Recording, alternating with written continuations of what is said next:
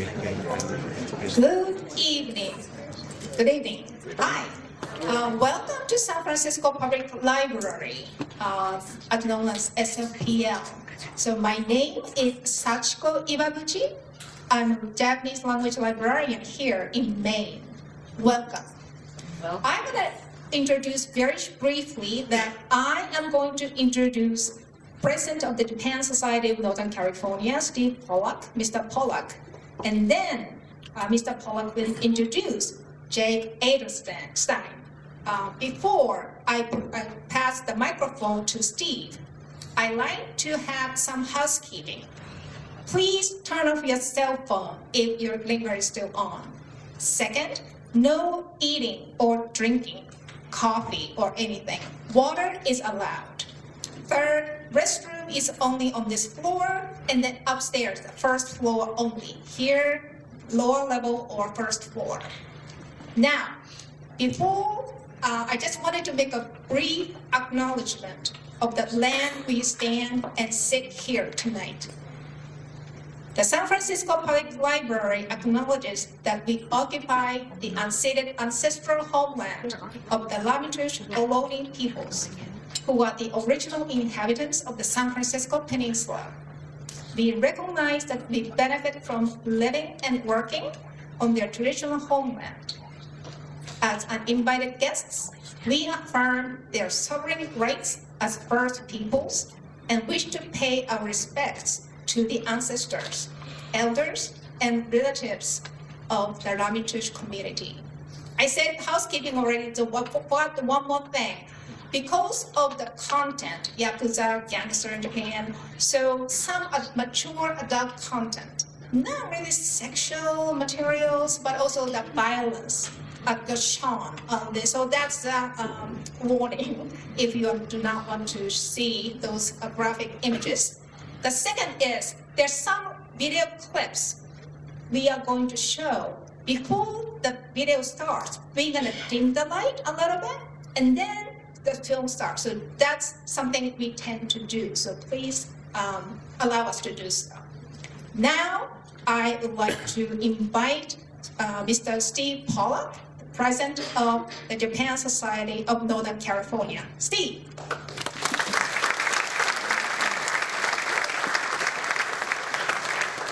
Thank you, Sachiko, and wow, thank you everybody for coming out tonight.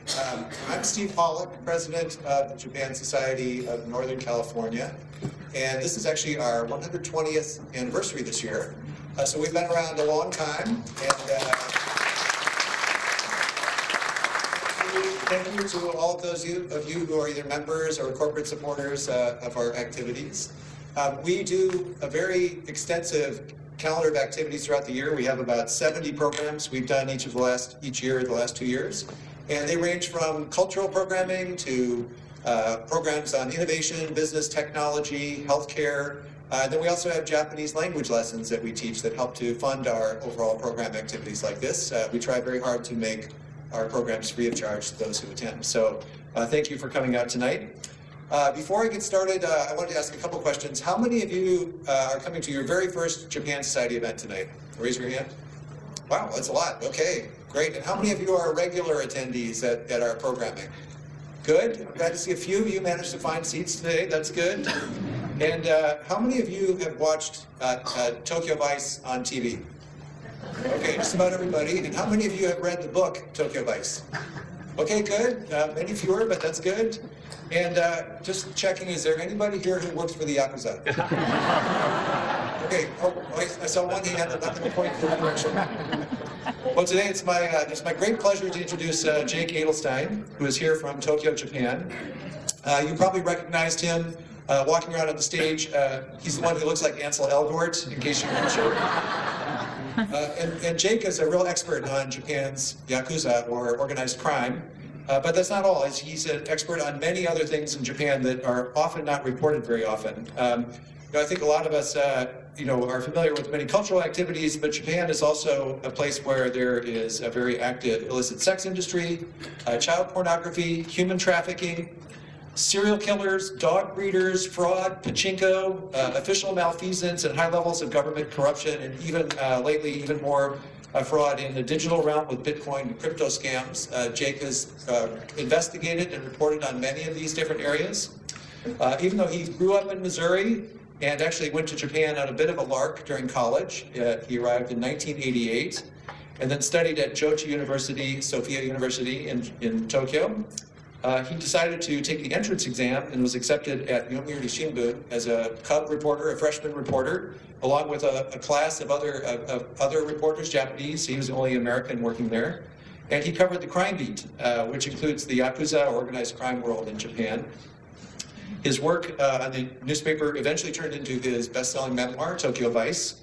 And then Tokyo Vice which came out in 2009, and then was later the basis for the HBO series. Although we'll talk a little bit about whether that really reflected reality or if it was somewhat made up. Well, anyway, we're very lucky to have Jake here from Tokyo to tell us his story and answer your questions. And before you get started, I'd like to thank the San Francisco Public Library for hosting us tonight. This is our first event.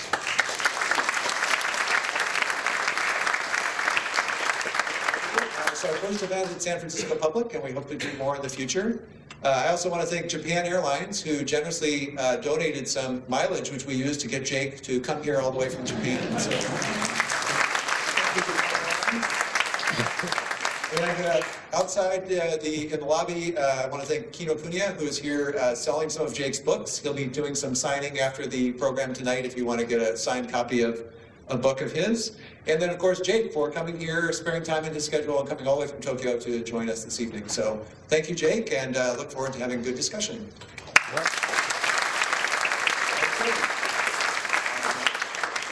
I'm talking to my label here because I don't know if this mic's working. I'll move this up a little bit here. Thank you for coming. It's a huge crowd. It feels like a bar mitzvah I've never had. First off, I'm going to show you a very short clip of 2 interviews I did with the Yakuza for a documentary for Vice News. The presenter who's on this briefly, on his first night at Kabukicho, he was roofied and charged thousands of dollars on his credit card. And we spent the next day of filming with me at the Shinjuku police station trying to get them to take a criminal complaint, which they didn't want to do because, foreigners don't stick around to make the court cases. So there's that little fun aspect of this documentary. It's 10 minutes. There's 2 different Yakuza. One is the Yakuza who has become a good guy, and the other one is a guy who's trying to become a good guy and not doing a very good job at it. So without any ado, just because I think if after you see these 2 people, you get an idea of what it is like to spend 30 years dealing with Japan's organized crime. Okay, Mike.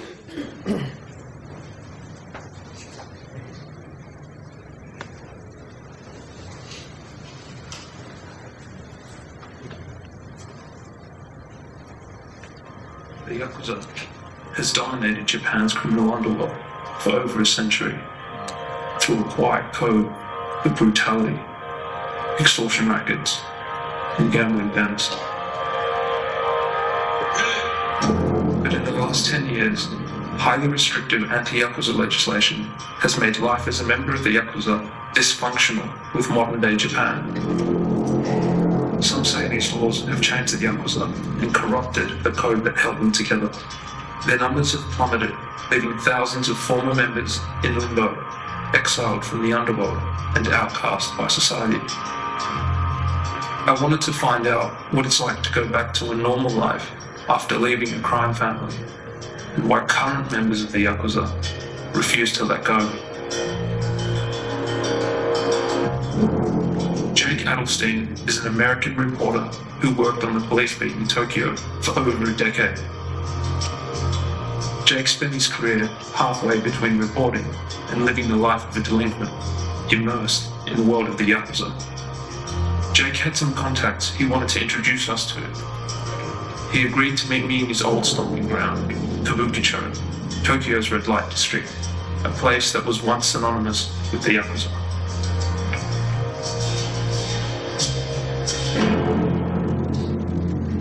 Oh man, that used to be a great nurse-themed sex club. Sad. He used to be what? A great nurse-themed sex club. Nurse-themed sex club. Well, yeah, it was like, it was sexual massage, but it was a nurse theme. You like your dress-ups? I didn't say I like dress up. Who are the Yakuza? The Yakuza are 22 different designated organized crime groups that make their money in Japan from gambling, extortion, drug dealing, prostitution, child pornography, blackmail, fraud increasingly, and any other crime that you can think of. They used to have limits on what they would do and wouldn't do. They don't have any of those limits now. Why do you think the Yakuza are in decline? Well, they're in decline because the laws have gotten better. They criminalized paying off the Yakuza. Yakuza now can't collect money from people. They can't get a phone. They can't get a hotel room. They can't get an apartment. And they can have people substitute for them. But when they get caught, they go to jail. And that, more than anything, has made living life as a Yakuza so unpleasant that people are leaving in droves. Do they still? 私はヤクザの人生で、まあ皆目懐かしくない。やはり普通よ、あの世界は。あのね、昔このヤクザのもと、侠客いうのが最初出て、それがやはり強気をくじき、弱気を助けるというその人情道精神でやってきた。でも昔はね、今の時代はお金の力強い。So what are the practical steps to rehabilitating when you leave the Yakuza? やはりね、私とも相談に来るということは真剣に考えてる人ばかりよ。だから私はこれからはヤクザの時代違うから英語だよと言うて警察と連携を取ってで組を出るようにしたり、ほなその反問状さえあれば日本の国は5年経たんでも生活保護がもらえる。When you left, there must have been a fear for your life. Did betrayal come at quite a heavy cost to you? 私は結構5発だんだん玄関撃たれて、で私の場合ヤクザを批判して暴力団はダメ、ヤクザはダメで批判しとうから結構撃たれた。 So they've never spoken to you about what you're doing or tried to reach out before they fired shots into your front door? 私は言われたことない。私は強い。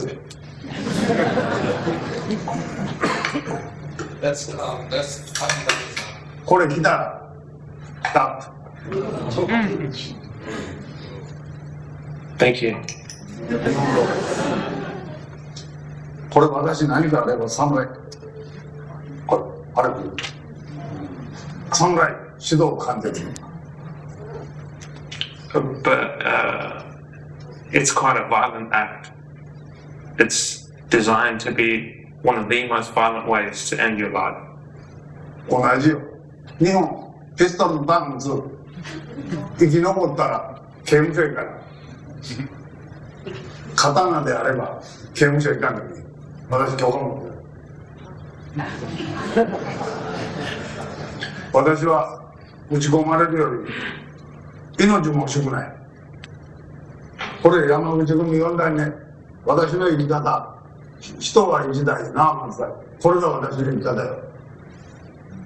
山口組4代目、私のボス。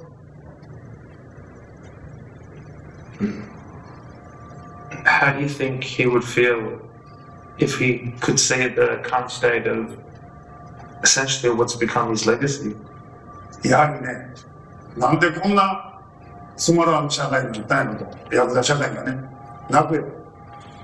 私はやはり一番尊敬する人、綺麗にまで入れたから。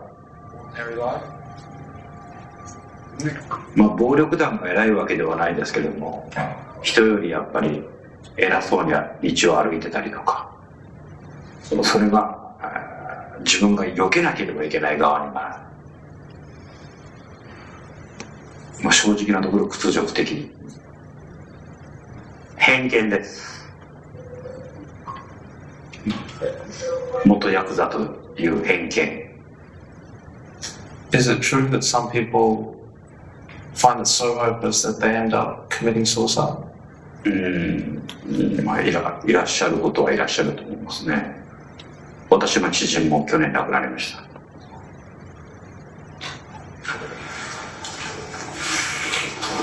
Has anyone ever seen your tattoos in your workplace? いません。まあ、なきゃない方がいいのかもしれないですね。普通に生きるんだったら。Can you tell me the story of the first time you saw the Yakuza? 自分が喧嘩をしていた時です。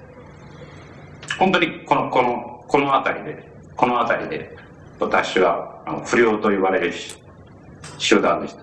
昔から悪い暴走族、毎日喧嘩してる。で最初はまあ私一人と相手が3人しかいなかった。3人ぐらいなら勝てるかなと。そしたら急に増えた。間に入ってくれたのが相手に向かって殴って助けてくれたのがヤクザの人だった。すごくかっこよかったです。Why are we getting in so many fights?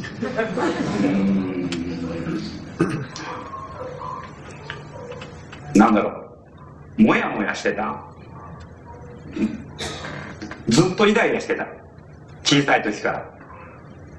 理由はわからない。とにかくイライラしてた。考えるより先に手が出てしまう。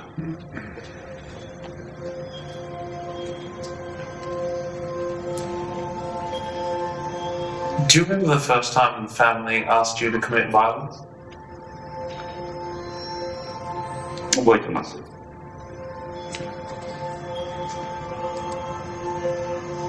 お坊さんで、ワンボックス、車ですね。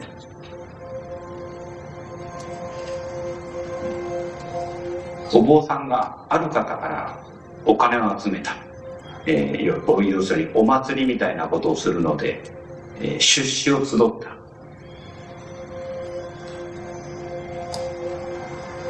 でもそれは行われなかった。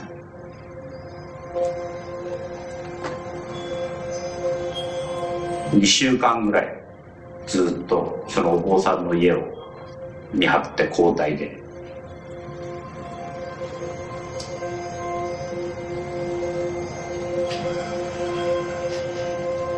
お坊さんが来た時スライドドアを開けて車の中へ。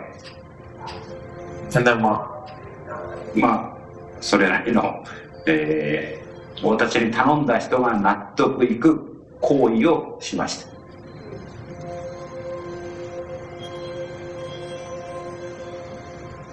Was it fun?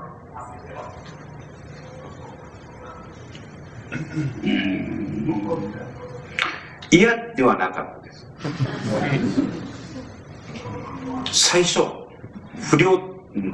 暴走族だった時は自分のために自分のむしゃくしゃする気持ちを解消するためにもちろん暴力を振るったし暴れたし、でもヤクザ、看板大門を背負ってから絶対に負けられない。自分の首の看板を汚すことになるから。And what happens if you disgrace the badge of your organization?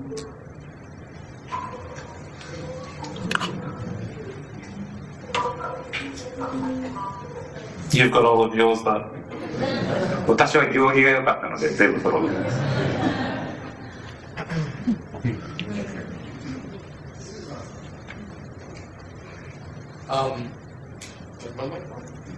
Yeah. Thank you.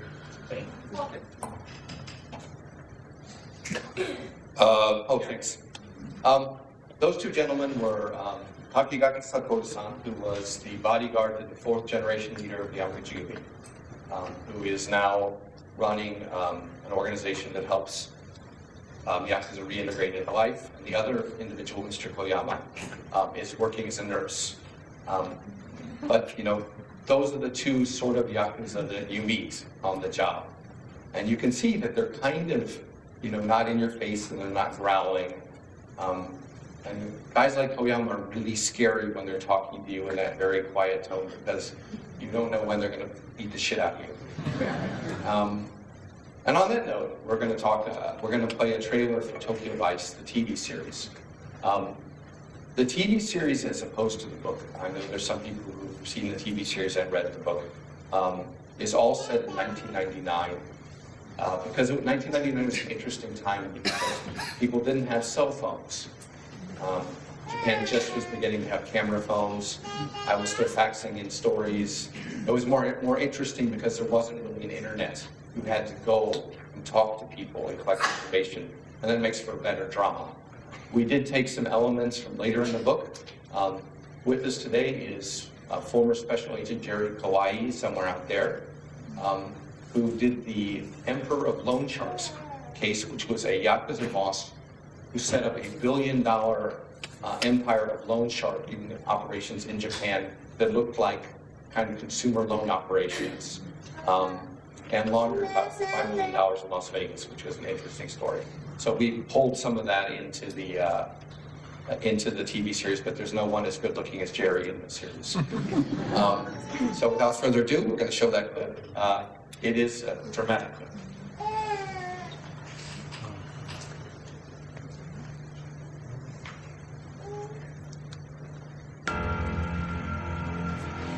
Many accept favors from the Yakuza. You know who I am. Once we open a door, it is very hard to close. Do you trust me? What do you really want, Mr. Adelstein? I've been writing a story and I got no leads. The root of the Yakuza runs so deep, we can never get rid of them. どうやったら見つけられますか、奴らを。 Trust me when I say that acting rashly can jeopardize many things. You must have patience.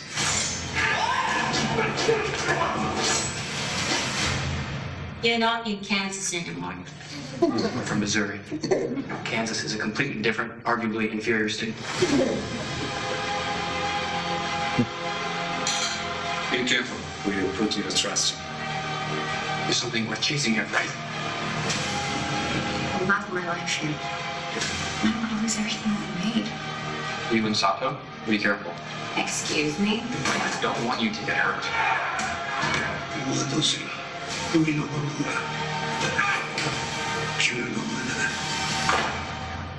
This story is too important to get wrong.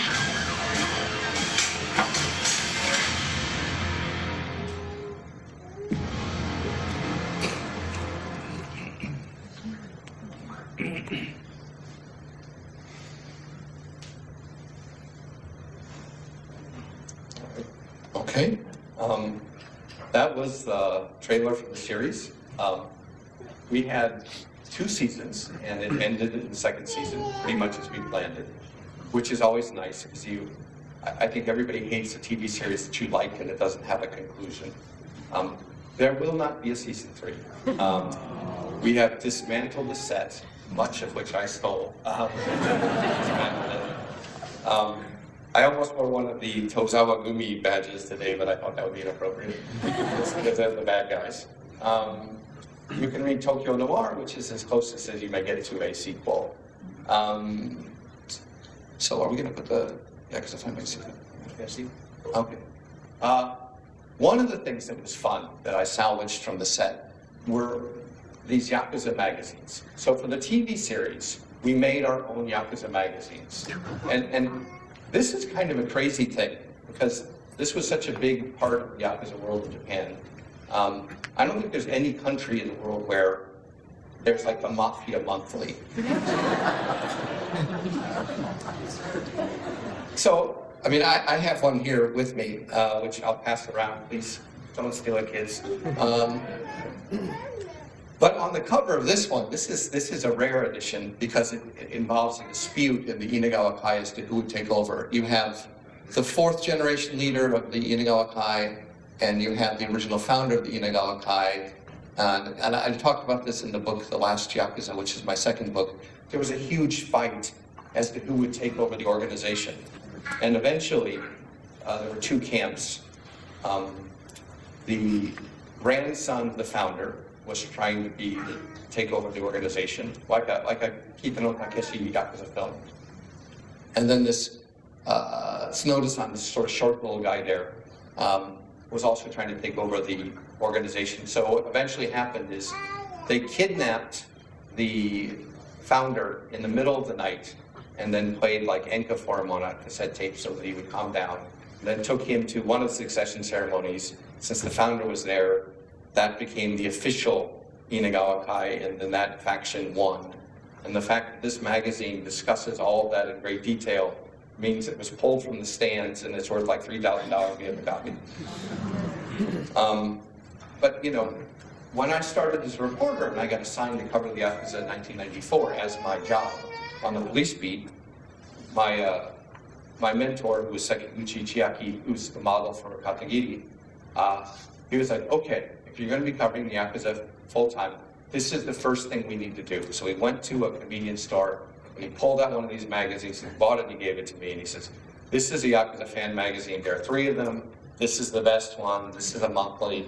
You need to read it every month and keep track so you know who's who. And he's right. So, for example, this is, you can't see this here, this is photos of the Yamaguchi-gumi, like the top dogs, going to the funeral service for their founder.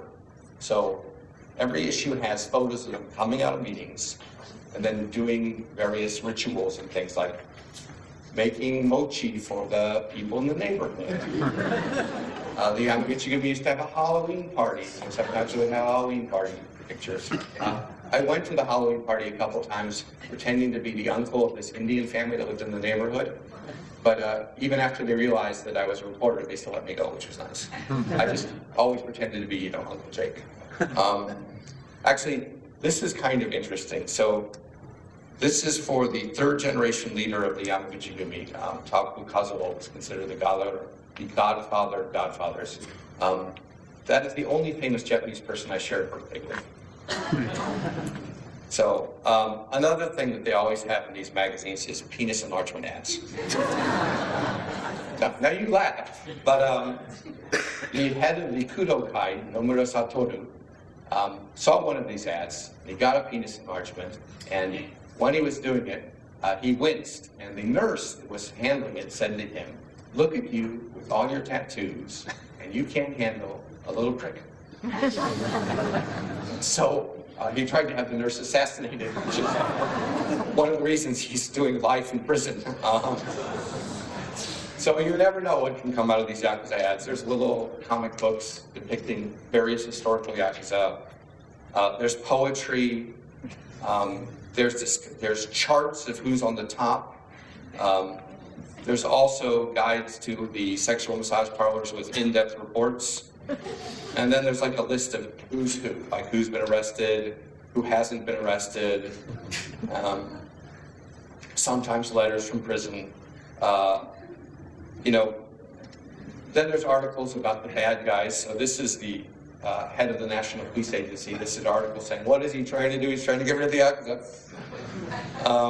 And then there's also articles about foreign crimes, because you know one of the things the Yakuza used to say is like, if you get rid of us, Japan will be taken over by barbarians like you, and that will be bad for Japan's peace and stuff. And also, this is a sort of historic issue because it has a discussion of the Boryokudan Haijo Jorei, which is called the Boryokudan Exclusionary Ordinances, and that's what basically put the Yakuza out of business.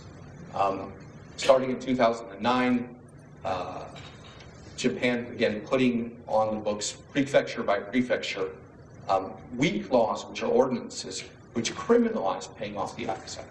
And that has continued it took 2 years for it to be passed in every place in Japan, and that has really made it difficult for the Yakuza to exist, because not only is it a crime to pay them off, but if you're Yakuza now, you can't get an apartment, you can't rent a car, you can't join a gym, because in every contract in Japan, there's now a clause which you have to sign that says, I am not a member of the organized crime group, nor am I associated with it.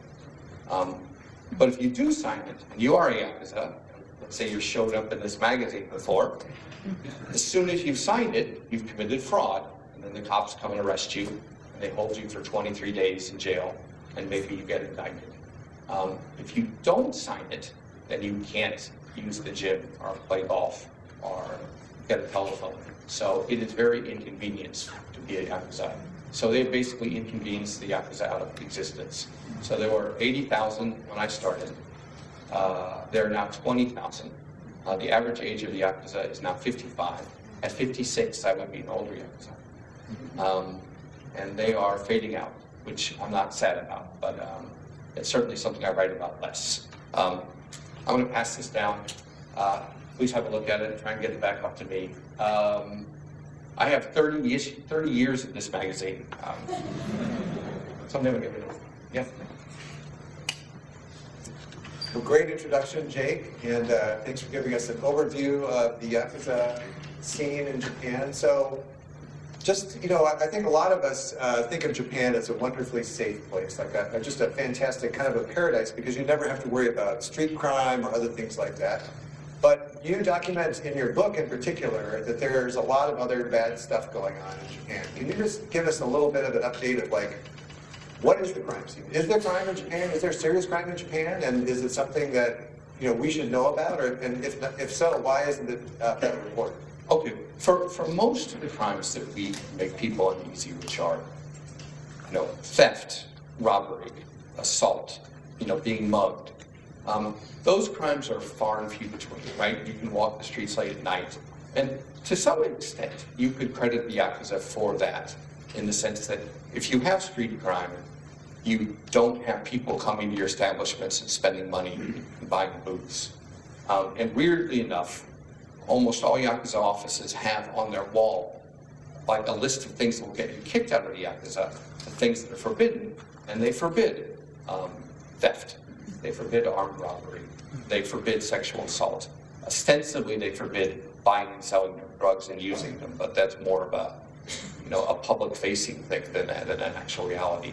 But since they don't do those kind of crimes and don't let them happen in their neighborhoods, street crime has always been low in Japan. So you're probably not going to get mugged. You're probably not going to have your purse snatched. There is a lot of fraud. So if you live in Japan, there's whole businesses after businesses of defrauding people through either people calling, pretending to be your grandson desperately in need of money and asking if you could wire them the cash. Or the latest one is people calling and saying, I'm a police officer and your name and bank card showed up in an investigation of a fraudulent group. And we need you to come down to the police station immediately. Pack your bags and be ready to go in an hour. And then after a long conversation, they'll convince you that if you will move some of your money from your account to another bank account so they can track the money and make sure you're not part of a criminal organization, then you'll be fine, which people fall for. So a lot of fraud. Sexual assault is really underreported in Japan. Only about 4% of the cases are actually reported.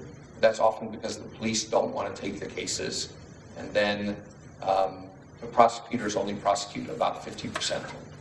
So that is one crime in Japan that's kind of a silent crime. You don't hear much about because the police don't want to deal with it, and they're not trained to deal with it, and the prosecutors don't want to take the cases either. Other than that, Japan is pretty safe, unless you're a dumbass and go drinking in kabukicho with some, you know. If you go to Japan, you meet someone friendly and they tell you to come to their bar, do not do it.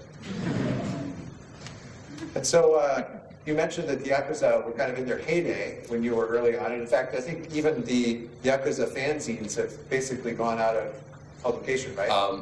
Jitsuwa Document had its last issue in 2017. They did. Very sad, I'm sure. Very sad. Many regular readers. But what's so you said the laws have really changed to make life difficult for Yakuza. Has the economics of what they do also changed? Or has it primarily been a change in kind of the regulatory environment instead? Have the police changed their approach to Yakuza? What else has gone on with the decline? Well, the main decline is Japan is very good about laws. If you create laws and they're enforced, they're very effective. So really, there used to be something called a sokaya. So sokaya was a stock manipulator. They specialized in interrupting Japanese stock meetings, for which they got paid a lot of money to make sure those problems were not aired. Then Japan criminalized paying off the sokaya. Then the sokaya disappeared. So it's the same way with the Yakuza. And most Yakuza, in some way, are kind of like Sekom. Like Sekom is like a home security outfit in Japan. You pay them a fee per month, and if you have a problem with a customer or a client or somebody won't pay money, then they collect it for you. If there's a rowdy customer in your bar who won't behave themselves, you call the Yakuza and they will make them apologize and pay compensation and then beat the crap out of them and take them out. Or if you're in the construction business and you have someone who gave you shoddy building materials or defaulted on a loan, then you would go to the Yakuza and they would take care of that as well. But that business model has really disintegrated because now it's a crime to pay them off. And so they've had to look for other revenue and not been very successful. That's why the numbers have been declining very steadily over since 2011, maybe 82,000 Yakuza down to 19,000 Yakuza. And nothing has really replaced them. The Japanese police are overemployed. There are more of them than are needed. They have nothing to do. And so there's cameras everywhere. So, Japan isn't a crime-free place, but everyone was like, when you get rid of the Yakuza, there'll be, lawless foreign mobs and new crimes taking over. That really hasn't happened. So you, as an American, are in the middle of a Japanese newspaper, a very Japanese work environment. What made you a good person to go after the story with the Yakuza? And why didn't you stick out like a sore thumb and kind of get kept out of, any kind of information or scoops that you might want to get as a foreigner? What made you a good reporter for that piece? I hate to lose.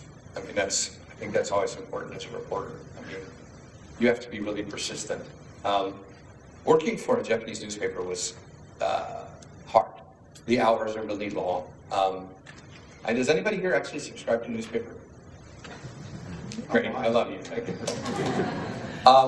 The Yomiuri and a lot of the Japanese papers have an evening edition, and we have 3 different deadlines a day because the paper gets printed up and has to be distributed. So you're always on call. So it's a really hard job. It's very hierarchical, like the army. In the TV series, I really did get called gaijin, but we all got treated shitty on our first year. So when you join a Japanese newspaper, at least the Yomiuri, it's like they can't be bothered to remember your name, so they just call you ichinensei, which means like first year. And so they can sort of gesture like ichinensei. And I got assigned to cover organized crime because the year before I'd been working on this crazy story about a dog breeder serial killer named Sekine Gen. Sekine Gen and his wife Hiroko killed probably 10 people over a period of time. They had recently killed 4 people. 2 customers who were unhappy with the dogs that had been sold and threatened to go to the police. And then a Yakuza boss and his driver, who realized that Sekine Gen had killed these people and fed their flesh to the dogs, and were blackmailing him. So he killed those 2 as well. And so we knew the Saitama police were investigating it, and we were all supposed to sort of try and figure out what happened to the victims. So I got assigned as my victims to follow this Yakuza boss and his driver. So the first thing I did was, because the Yakuza have offices and we know where they are, was to go to the office and knock on the door. And immediately a bunch of thugs came out and chased me into the taxi I had waiting nearby, which was smart. So I thought, okay, I'm going to have to learn how to interface with these people better. And I was lucky enough that one of the people on that squad was a detective from the organized crime squad, Sekiguchi Chiaki. And just like in the series, I basically got on his good side by bringing ice cream to his daughters. He has 2 cute daughters. And I brought him the ice cream one night, melting in the car. And his wife invited me in. He came out too. He's like, just, if you okay, you know, like if you brought the ice cream, might as well come in and eat it with the kids. And so I did very well on covering that story and the organized crime elements of that story. So in 1994, my boss Yamamoto kind of looked like a porcupine. Came over and said, "Hey Jake, you're going to be covering the organized crime control division 1, 2, and you're also going to be covering theft. Congratulations, you know, it's the big time. You're covering Saitama Police Headquarters." And it's like, it's an honor. Only the elite get to be, you know, on the police beat proper.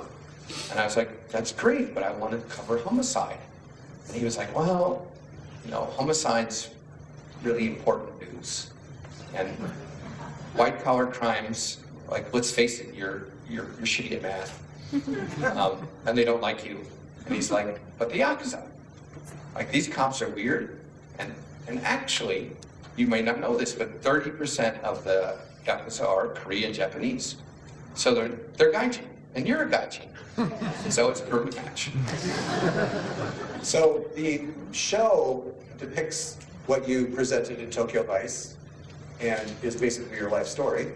And tell us about what it was like having the show kind of pick up your book, you know, create this portrayal of what it was like to be Jake Adelstein, the, you know, threats to your life, the, you know, I'm especially curious to know what it was like having a girlfriend who was the mistress of the Yakuza. Like, what was that? Did you ever feel a danger in that period of time? Or actually twice, actually. The first Yakuza disappeared. I ended up shacking up with his girlfriend. So, you know, Endo Makoto goes missing, and you know, I'm investigating his life, and I went to this hostess club where his mistress worked. I think in the book I didn't say that it was his mistress because at that time it was too close to. Could have got you in trouble. It could have got me in trouble. Could have got her in trouble. She's in Saitama somewhere, happily married under a new name, so that's fine. But yeah, that was my first time dating a Yakuza mistress, and it was interesting because one day one of the Inagawa Kai members showed up at the door and was very angry. It's like, how dare you be sleeping with Endo's wife? And I thought I was going to be like killed, but I was like, excuse me, like, your boss is dead, and I'm taking care of his mistress. You should thank me. And he was so impressed by the chutzpah that we became friends. And later he became my bodyguard. So that's a little long story. And then did you feel like the show did a good job representing you? Was it strange? Did you feel like it kind of over-dramatized certain things in the interest of creating a good story? I mean, of course it dramatized things. And I knew that it would dramatize things. I mean, dating the boss of this really awful Yakuza who got the liver transplant, I mean, dating his mistress was really weird. But we were united in the fact that we both hated him. And then when everything sort of fell apart at the end, I made sure that she got out of the country with a new name and a new identity. So we still stay in touch, but it's, you know, once a year. The nice thing about the show was, so who here knows like Hollywood terms? Because I didn't know any of these. Who knows what a showrunner is? Okay. So a showrunner is the person who is in charge of making sure that everything on the show is consistent. The scripts, you know, stay together, that Spock always has pointy ears, you know, those kind of things. So the showrunner for Tokyo Vice was J.T. Rogers. And J.T. and I went to high school together. So J.T. You suggested him for the role, right? Yeah. I almost would say I demanded him for the role, but yes, I suggested him for the role. Because he's written really good plays set in foreign countries. So he's really good at historical drama.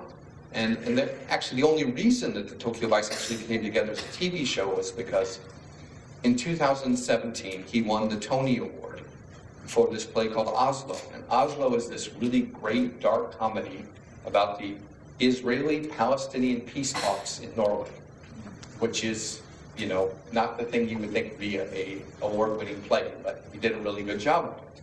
And then in Hollywood, he had clout, right? Because normally they don't really care about Broadway, but if you win the Tony Award, you sort of have like status, like, oh, you're an artist.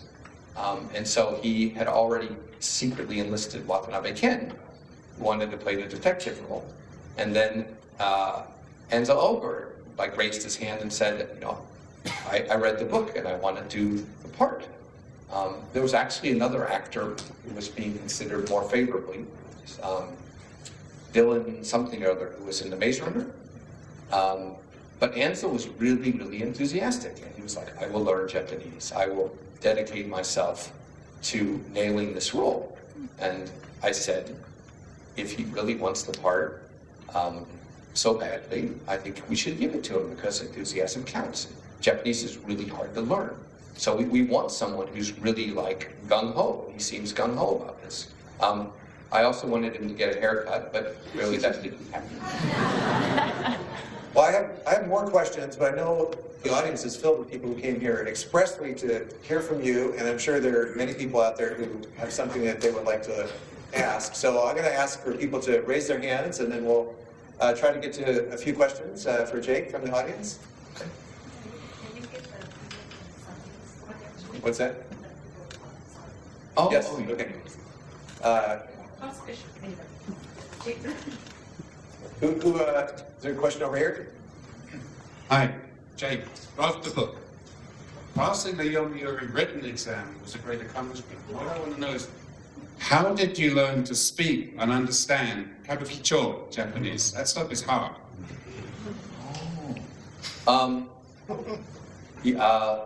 Sort of the language of the underworld is hard to learn. I just spent a lot of time with them. I mean, they do have a slang. Kansai Japanese, which is what the Yakuza, the Yamaguchi speak. Still, I can understand it, but I can't speak it, and I don't want to speak it. It would be like me speaking with a Boston accent. It just wouldn't go over very well. But yeah, reading and listening and watching a lot of Yakuza films and cop films that help. Great. Other questions? Over here? Somebody in the middle back there?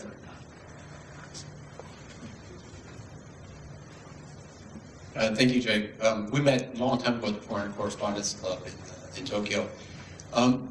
The Kurokai leader, Nomura-san, was sentenced to death years ago, and I think that was overturned. Did that have any impact on the Yakuza in terms of their impact in Japan?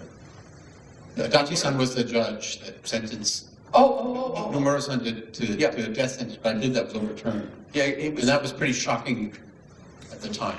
Yeah, Nomura-san was sentenced on his appeal to life imprisonment because they said they couldn't pin one of the deaths on him. But everybody secretly speculates that when he told the judge, like, you will regret this for the rest of your life, that the second judge was like, I'm not going to regret this for the rest of my life, and overturned the death penalty. Yeah, because the Kudokai is nuts, man. They're the guys that throw grenades at people. There was this one time in Fukuoka Prefecture, they were offering a $1,000 for everyone who turned in a grenade, because the Kudokai was throwing grenades into the offices of rival Yakuza groups, and they're really scary. For a second, I thought maybe I could get someone on base to send a crate of grenades to one locker and then call it in, but I decided that was probably unethical. Plus, I don't think you could have found 100 grenades, so there we are. Other questions? Down here. ジェイクさん、前から失礼しました。はい。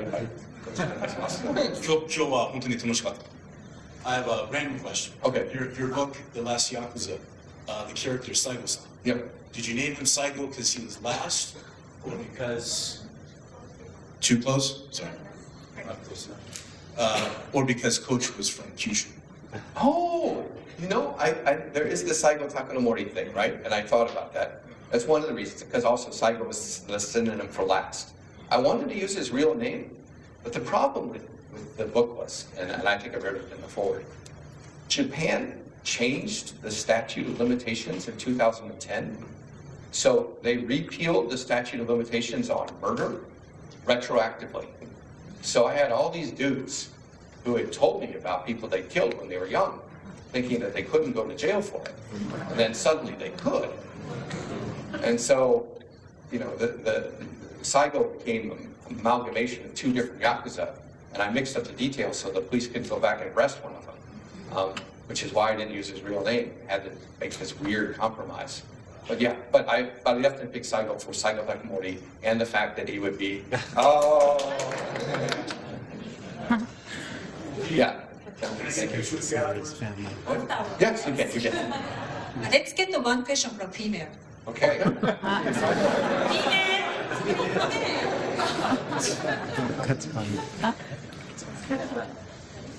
Hi, I noticed that the director, Alan Paul, is bilingual, and I'm wondering how much of that you think was a big factor in the success of Tokyo Vice? Oh, that's a great question. I forget that I don't have, I just speak like this. Alan Pohl is an incredible Japan hand. He went to school in, I think, Nara. He's still in touch with his host family. So he's very bilingual, and that really helped. Because between him and JT, that was kind of our quality control. But the other most important person that you don't hear about is Mari Yamamoto. So Mari Yamamoto was a journalist. She's an actress, or actor, sorry, journalist, actor. And we also wrote for the Daily Beast for many years. You can currently see her playing Dr. Miura on Monarch, Legacy of Monsters, on Apple TV. So she has been a Japanese journalist, and then a Western journalist, and also is now making a great living as an actor. But for Tokyo Vice, she was in the writer's room as a sort of consultant, jack of all trades. So every time the writers would come up with some stupid-ass idea, I would get like a bulletin. Like she'd be like, Jake, like, you know, the dude, he wants to have a Russian mafia storyline, and he says it really happened. And I'm like, okay, Mari, thank you. So Mari is like this uncredited powerhouse in both seasons of the show, because she was there to make sure that there was authenticity, to make sure that the writers didn't come up with things that couldn't happen. And then I was like the final barrier, the one that would be like, so, you know, we'd have this kind of conversation with me and JT, which would go like this. Like, hey JT, there's a scene where Katagiri comes home, there's a Yakuza waiting for him, he pulls out a gun. And he's like, yeah. And I'm like, that can't happen. And he'd be like, why can't that happen? I said, because Japanese cops go to work, they check out their gun, and when they go home, they check it back in. Nobody takes their gun home. And he would be like, well, is there a world in which he might have his gun at home? And I'd say, yes, there is that world in which he has his gun at home, and all the Japanese people are green, and all the gaijin are purple. Not on this JT. So yeah, that was the quality control. We had Watanabe Ken would sometimes go over the Japanese dialogue. We had myself, we had Alan, and then I think we also had like an ex-cop weigh in there. So to keep it as authentic as possible, there were many layers, and Alan was certainly a huge asset in doing that. Good question. Maybe somebody in the back, is there a question? I was wondering about political corruption. Is there political corruption in the Yakuza as well? Oh, the Liberal Democratic Party of Japan was founded by the Yakuza, with Yakuza money. Prime Minister Abe's grandfather, Kishino Bosuke, was a notorious criminal, actually a war criminal, who fraternized with Yakuza. I mean, they're so embedded in the political system in Japan. And as a matter of fact, Japanese political factions, you know, the Liberal Democratic Party has many factions. They refer sometimes to conversation to the leader of their faction as the Oyabu, and that is a Yakuza term. I like to joke that the only difference between the politicians and the Yakuza is that they have different badges.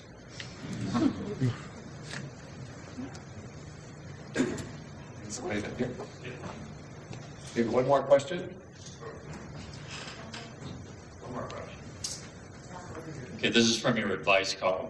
Okay. So, if you're a writer and you find yourself writing historical fiction about Japan that include all of a sudden the Yakuza, what advice can you give someone where they don't get their legs broken? Oh. This is real. These days, because of employer liability, which means that any crime committed by lower-level Yakuza that the boss has to pay for, they're much less likely to use violence. So, less likely. So, there used to be a code of silence. But then Goto Karamasa wrote a book called Habakari Nagara, which basically means pardon me, but fuck you, and which he, discussed his ties to Soka Gakkai, the Buddhist sect, the favors he did for political people like Ikeyama Itaro, and basically, burned everyone. And since then, there have been Yakuza book after Yakuza burning people and revealing secrets, so they don't have the time to get angry at people who are revealing their secrets anymore, generally speaking. Also, from personal experience, it helps to have one Yakuza boss who really likes you. Don't forget to like this stuff. Great. Well, Jake, I know we talked a lot about Tokyo Vice and Yakuza tonight, but you have a bunch of other projects you've been working on. You have your other books. So feel free to tell us a little bit about Last Yakuza and Tokyo Noir, which are kind of a continuation, I guess, of some of your memoir in terms of your activities. And then you have a podcast or podcasts that you've been doing as well that I think also cover really interesting topics. So do you want to just mention a little bit about that? Okay. So I've done two podcasts, both with Amy and Shoko Plumbeck. One is called Evaporated, about missing people. And this is people who are... people who've gone missing in Japan. Every year in Japan, 80,000 people reported missing. And the police don't keep good statistics, so we don't know how many of them are actually found. And the reasons they do that are many. Many varied. The podcast is also basically my hunt for my missing accountant who took $1,000 from me in advance payment and my shoebox full of receipts and disappeared in 2017. By his you had nothing to do with that. I'm a pretty terrible person to be an accountant for. And the other one is called Night Shift, which is about a serial killer in my hometown and my father who started the investigation. In the United States? Yeah, in the United States. That is called Witness Night Shift. That is a really interesting one that is probably going to be turned into a documentary. But it's interesting in the fact that the nurse who did it probably is the most prolific serial killer you've never heard of. It doesn't say good things about the FBI either, but that's a whole other story. And then the other thing is I have a new book coming out called The Devil Takes Bitcoin. I think we have it up there. This has nothing to do with the Yakuza. It's not about the administration of the United States. No.